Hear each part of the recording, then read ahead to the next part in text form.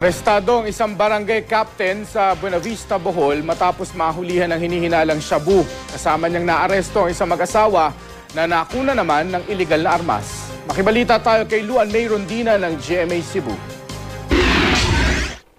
Dinala sa PNP Region 7 sa Cebu City ang mag-asawang Percival at Maribel Cebua at ang barangay captain ng Bunot-Bunot sa Buenavista, Bohol na si Alex Termata. Naaresto ang mag-asawang Cebua nitong Sabado. Nakuha sa raid sa kanilang bahay sa Bohol ang dalawang iligal na baril. Tiyempong naroon din si Kapitan Alex Termata. Nakuha naman sa kanya ang 100 gramo ng hinihinalang shabu. Ayon kay Mata, iniwan lang sa kanya ang droga pero alam raw niyang illegal ito. Itinanggi naman ng mag-asawang Cebua na sa kanila ang mga nakuhang baril. Nahaharap si Mata sa kasong possession of illegal drugs. Habang illegal possession of firearms naman, ang reklamong kinakaharap ng mag-asawang Cebua.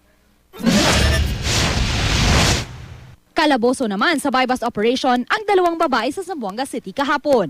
Nakuha ng PIDEA sa mga babae ang 50 gramo ng shabu na 190,000 pesos ang halaga. Umamin ang isa sa mga naaresto na nagbibenta siya ng iligal na droga.